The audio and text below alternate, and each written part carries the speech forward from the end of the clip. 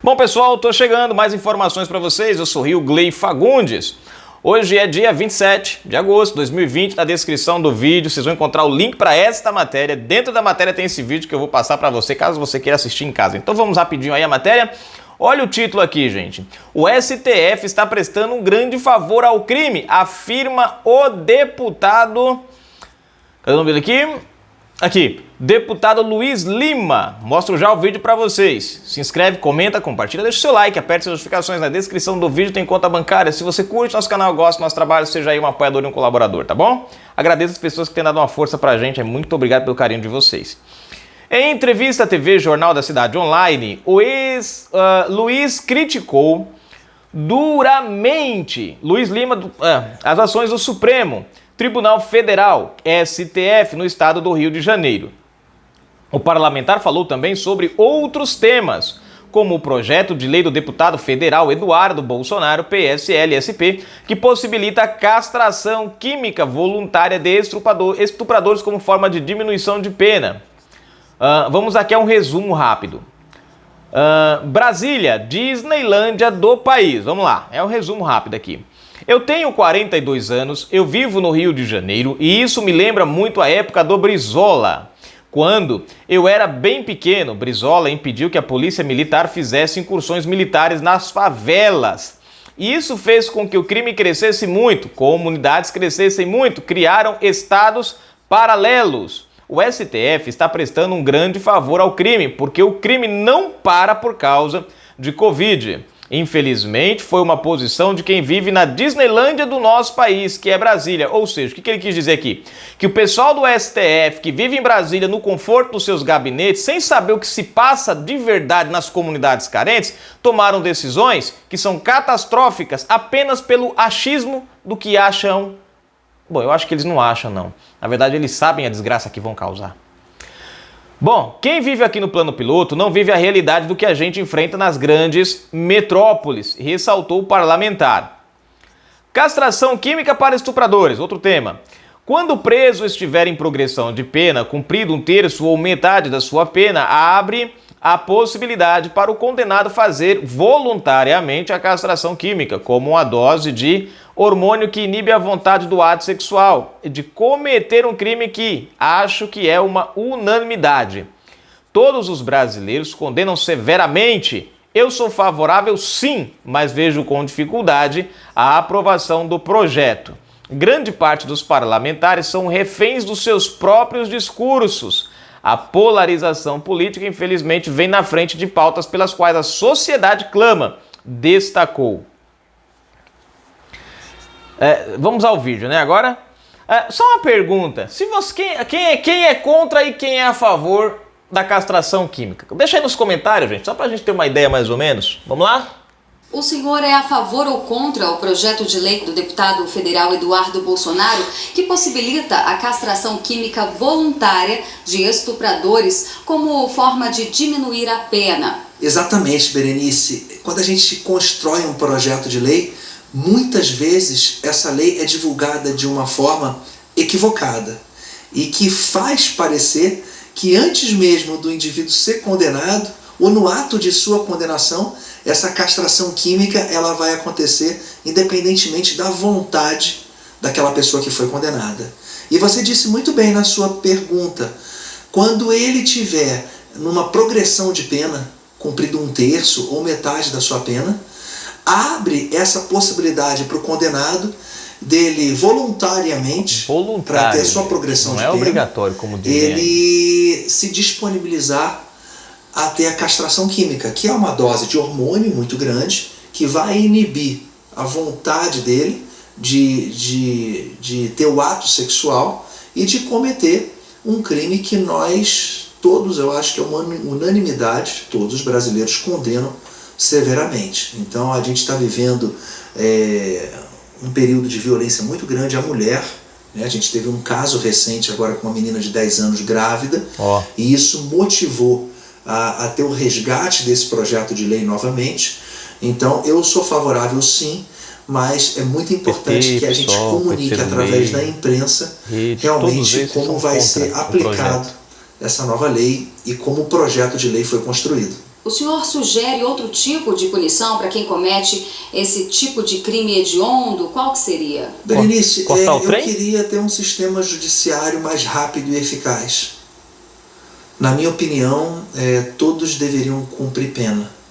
Acho muito difícil esse projeto de lei ser aprovado, embora eu concorde com ele, mas nós deveríamos, antes de ter projetos de lei que a gente estabeleça pena para os infratores, que a gente tivesse um judiciário rápido e não com essa quantidade de recursos que existe hoje em dia. Então, eu gostaria mesmo de ter um processo dentro do sistema judiciário nosso brasileiro mais eficaz, mais eficiente. O deputado federal Felipe Barros apresentou um requerimento de urgência para a tramitação desse projeto de lei. O senhor acha que esse projeto tem chance de ser aprovado? Eu vejo com dificuldade essa aprovação. Nós temos grande parte dos nossos parlamentares reféns dos seus próprios discursos, né? Então criou-se no nosso país uma polarização, e uma polarização política que infelizmente ele vem na frente até em relação a demandas que até a sociedade clama. Então pautas de defesa em relação aos seres humanos, eles são confundidas muitas vezes em relação a defesas de bandidos e de pessoas que cometem crimes. Então a gente tem uma confusão aqui na casa entre deputados que defendem realmente a humanidade, pessoas que andam na linha, pessoas que são comportadas e que respeitam as leis.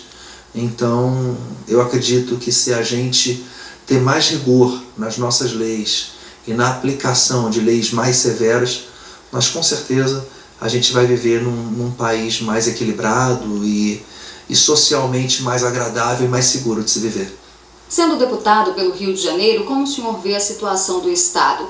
O processo de impeachment do governador Wilson Witzel sofreu uma interferência do STF e está parado. A interferência do STF, o STF criou, na verdade, estados semi-soberanos dentro de uma república federativa, fugindo completamente aquilo que uma república federativa estabelece. Quando você tira os poderes do presidente da república, que é o chefe de toda a nação, e você divide esses poderes entre governadores e municípios, mas com recursos federais, você cria uma grande confusão administrativa.